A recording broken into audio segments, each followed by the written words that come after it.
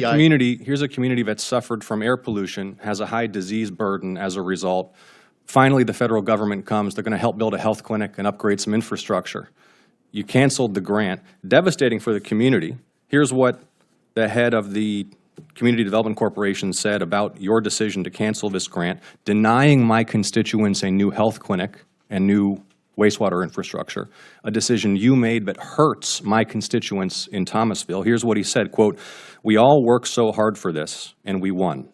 And then all of a sudden, one day, it's gone. And it was just a great sense of disappointment. It was almost like I lost a good friend." He sent me another letter, said, quote, "Our community is devastated. You hurt my constituents, and I don't need a civics lesson on the appropriations process or a broad critique of this program. I want to know why you canceled this grant."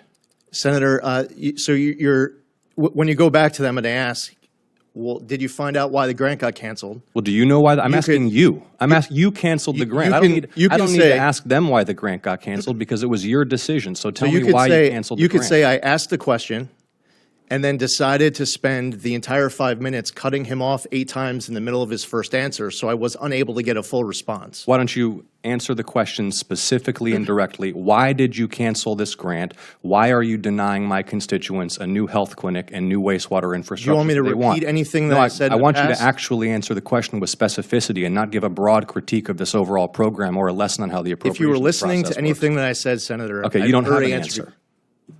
Say whatever you want, Senator. Thank you, Madam Chair. That was Senator Jon Ossoff and EPA Administrator Lee Zeldin in an exchange that perfectly encapsulates everything wrong with the Trump administration. In what should have been a straightforward budget discussion, we instead witnessed a masterclass in evasion, deflection, and the dangerous incompetence that's become the hallmark of this administration. And let's be clear, Ossoff's line of questioning wasn't some gotcha. It was about a grant that Zeldin himself canceled that directly impacts Ossoff's constituents. And yet when asked directly about the cancellation of a $19.8 million grant to Thomasville, Georgia, money that would have replaced a failing wastewater system and built a community health clinic, Zeldin quite literally could not provide a clear answer.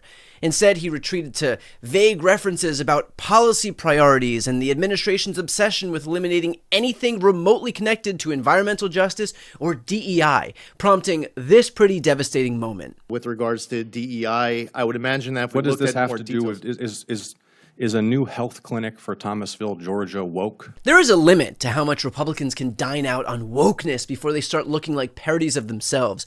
We have hit that limit and then far surpassed it.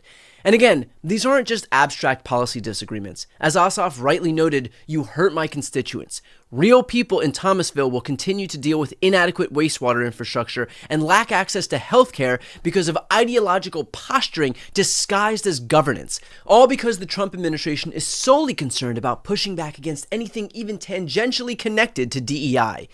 And therein lies the fundamental problem with this administration.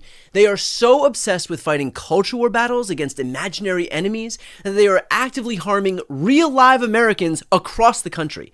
Zeldin's cancellation of nearly 800 congressionally approved grants isn't about fiscal responsibility or good governance. It's about how they can throw red meat to the base by attacking anything with the words environmental justice attached to it, regardless of what the projects actually do, all of which reveals a more troubling reality. This administration is profoundly in over its head. Zeldin's performance wasn't just evasive. It demonstrated a fundamental lack of understanding of how the government works and the legal limitations on executive power.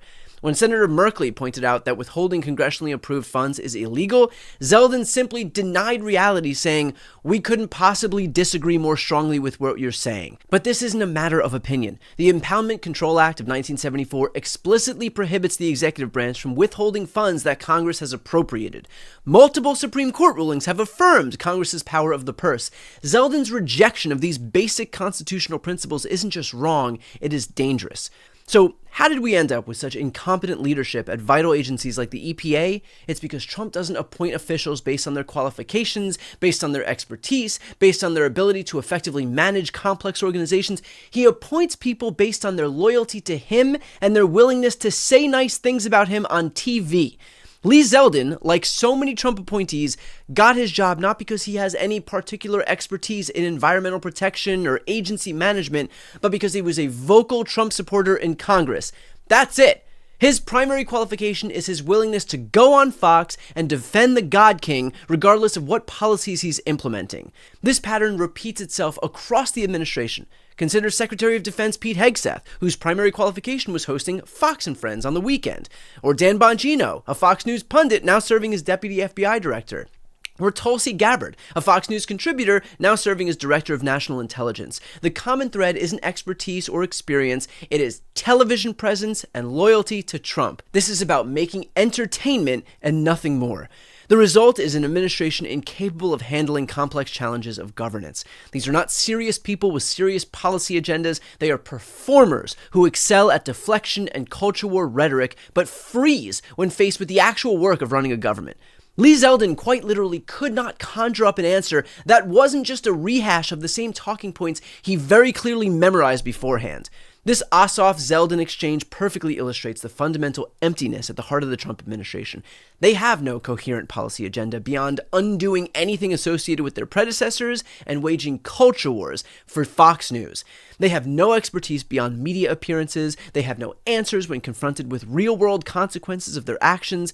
As Senator Patty Murray puts it, their approach to governance can be summed up in these words: burn it down. They are not interested in making government work better. They are interested in dismantling it, regardless of who gets hurt in the process. That's the reality of Trump's America. Incompetent leadership, illegal actions, evasive answers, and ultimately, Americans left to suffer the consequences. The Thomasville Health Clinic may never be built, not because it wasn't needed, but because the Trump administration is more concerned with fighting phantom wokeness than helping Americans live better lives.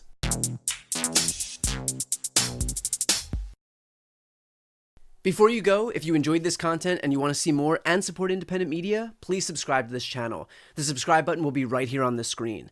But second, the reality is that we are now in a political environment where this administration can lean on any of the social media platforms to suppress certain voices if they don't like critical coverage. That means my longevity here is in the hands of a few tech billionaires who are already making it clear that they are willing to cater to this administration. To that end, signing up for my newsletter is a way for me to reach you directly if that ever becomes necessary. I'll put the link right here on the screen as well, so please sign up. It's free, but there's also an option to do a paid subscription if you'd like to support me and my team. I really appreciate it. Thanks so much for watching.